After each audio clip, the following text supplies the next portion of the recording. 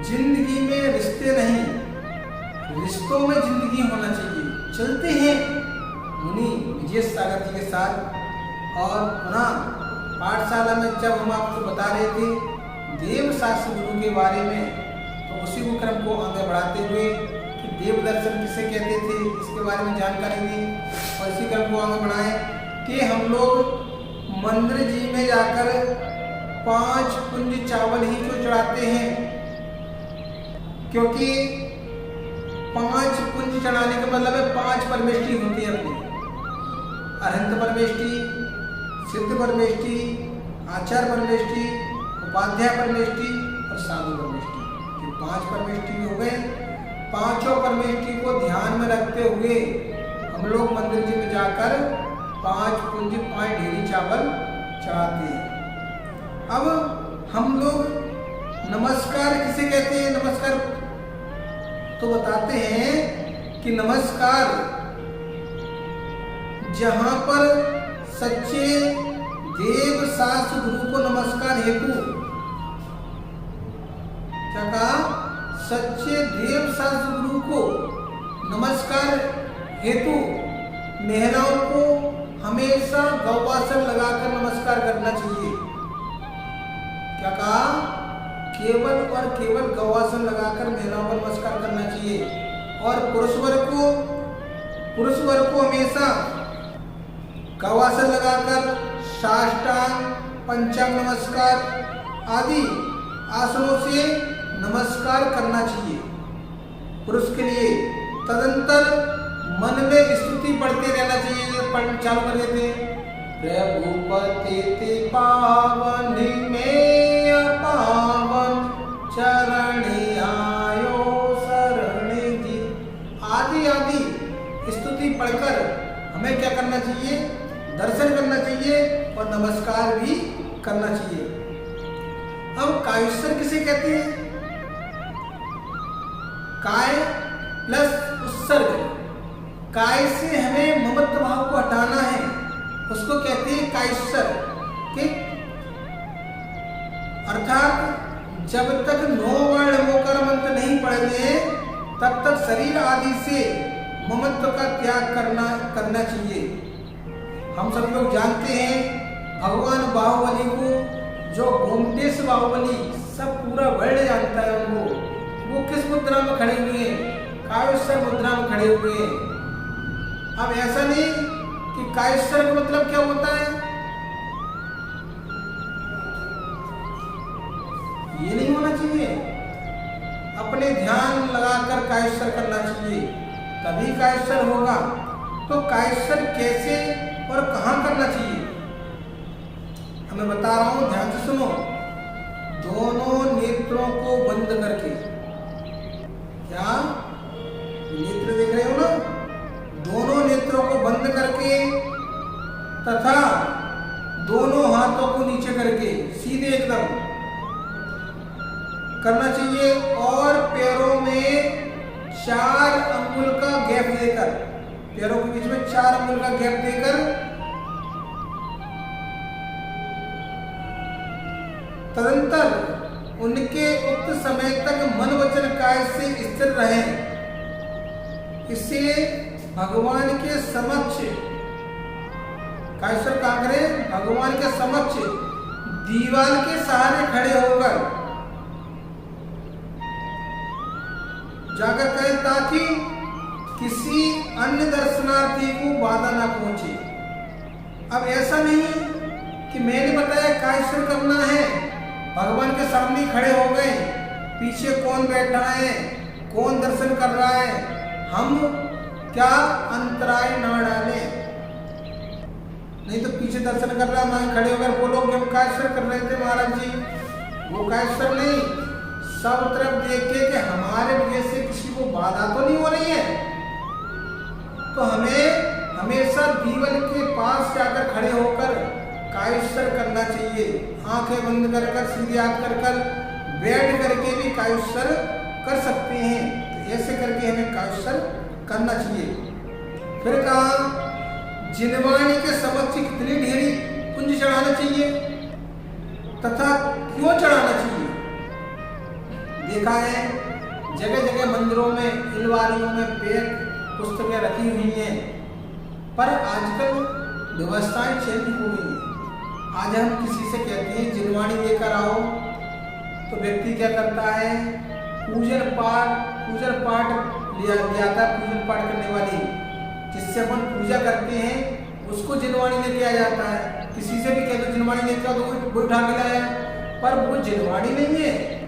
जिनवाणी यानी ग्रंथ होते हैं। क्या होते हैं? ग्रंथ, जिसमें जिनेंद्र की वाणी लिखी हुई है। शास्त्र को जिनवाणी कहते हैं। जो आचार में बंद होते हैं उनको जिनवाणी कहते हैं। तो उनके समक्ष जाकर 4 ढेरी पुण्य चढ़ाना चाहिए। अब आप पूछोगे 4 ढेरी क्यों चढ़ाना चाहिए? क्योंकि समस्त जिनवाणी 4 अनुयोगों में बटी हुई है। वर्तमानुयोग, चरणानुयोग, करणानुयोग और द्रव्यानुयोग, ये 4 अनुयोगों में जिनवाणी है। इनका यथाक्रम से हमें स्वाध्याय भी करना चाहिए और गुरु के सामने जाकर हमें जिनवाणी को सुनना चाहिए। तो ऐसे 4 अनुयोगों के सामने हम 4 पुंज चढ़ाते हैं हर योग रूप के लिए। फिर कहा गुरु के समक्ष कितनी ढेरी पुंज चढ़ाना चाहिए और क्यों चढ़ाना चाहिए?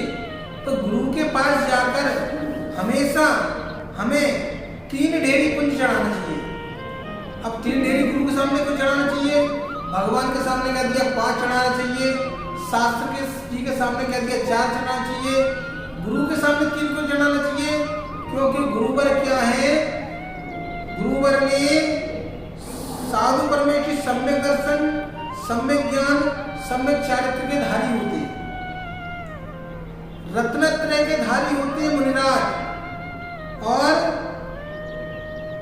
अतः प्रत्येक गुण के ध्येय से कि हमें भी आपके गुणों की प्राप्ति हो जाए।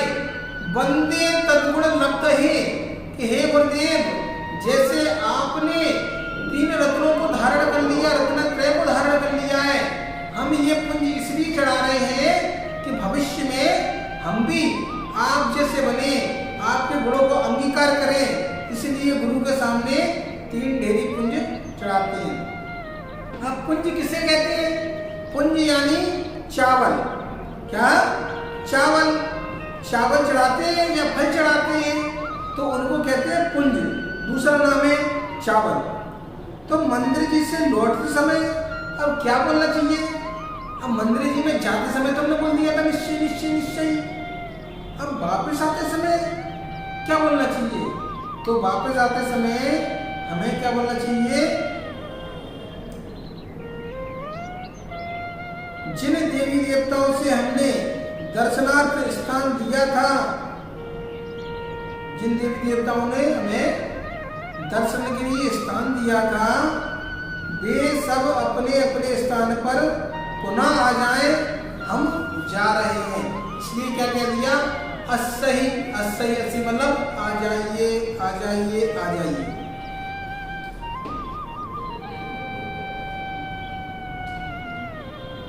फिर 3 बार 80-80 क्यों बोलना चाहिए? ये तो हम 1 बार ही बोल सकते थे, सभी आ जाइए अपने स्थान पर। 3 बार क्यों? तो 3 काल, क्योंकि काल कितने होते हैं? 3। कौन कौन से? भूत, भविष्य और वर्तमान, ये 3 काल होते हैं। विषयक देवी देवताओं के उद्देश्य से 3 बार बोलना चाहिए।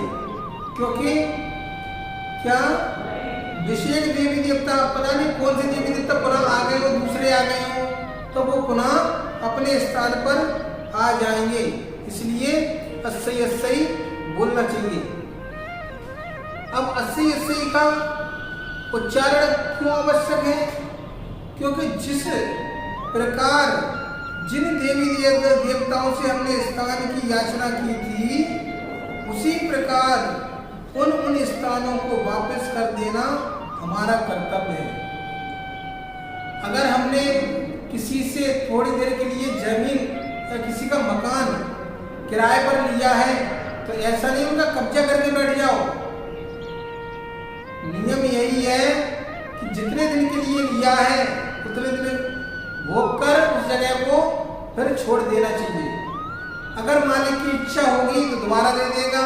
तो ऐसे ही हमने भी देवी देवताओं से कुछ देर के लिए वो जगह मांगी थी, अब हमारा काम हो गया, तो इसलिए हमें क्या करना चाहिए, उन्हें वापस दे देना चाहिए। ये हमारा कर्तव्य है। यदि 80-80 नहीं बोले तो क्या हानि हो सकती है? तो कह रहे वह देव कब तक तुम्हारी इंतजारी करेगा? कार्य पूर्ण होने के बाद भी यदि आपने उसका स्थान वापस नहीं किया तो हो सकता है कि वह तुम्हारे ऊपर पुत्र होकर आक्रमण कर दे। अतः 80-80-80 अवश्य बोलना चाहिए। ऐसा हो गया तो कभी तुम देखते हो किसी के ऊपर देवी देवता आगे झूमने लगे हैं, ये किससे हो गया? हमने पूरी क्रिया नहीं की और ले तो लिया, देने का नाम ही नहीं किया, तो क्या हो गया? हर किसी को गुस्सा आ जाता है। कोई आपसे पेन मांग ले, भैया पेन देना, अब लिख लिया और अपनी जेब में लगा लिया, तो आपको क्या होगा? गुस्सा आएगा। क्यों? एक तो पेन का पेन दिया और वापस भी नहीं किया, या उसने वहीं छोड़ दिया, तो गुस्सा आएगा। बताओ कैसे कैसे व्यक्ति है, ले लिया फिर देने का नाम ही नहीं लेते, जहाँ चाहे वहाँ छोड़ दिया। तो ऐसे ही जब हम देवी देवताओं से स्थान मांगते हैं तो हमें भी उन्हें साथ सम्मान से वापस करना चाहिए। तो लौटते समय कैसी भावना भाना चाहिए? भगवान से दर्शन करके पुनः वापस जा रहे हैं तो कैसी भावना भाना चाहिए? तो कहा है भूयात् पुनर्दर्शनम, भूयात् पुनर्दर्शनम, कि हे भगवान पुनः आपके पुनीत दर्शन की प्राप्ति हो तथा भव भव में आपके दर्शन मिलते रहें। ऐसी भावना भाते हैं कि जब तक हमें मोक्ष पद की प्राप्ति ना हो तब तक हमें आपके दर्शन मिलते रहें, भवों भवों में दर्शन मिलते रहें, जब तक हमें निर्वाण की प्राप्ति नहीं हो जाए। इसलिए कहते हैं भूयात् पुनर्दर्शनम। तो ऐसे ही हम सभी लोग क्या करेंगे? प्रतिदिन पाठशाला पढ़ते रहेंगे मुनि विजय सागर के साथ। सभी के लिए, सभी के परिवार के लिए बहुत सारा मंगल आशीर्वाद कि आप लोग भी ज्ञान दर्शन, ज्ञान अर्जन कर कर सम्यक दर्शन, सम्यक ज्ञान, सम्यक चारण को धारण कर कर एक दिन मोक्ष को प्राप्त करें। बहुत सारा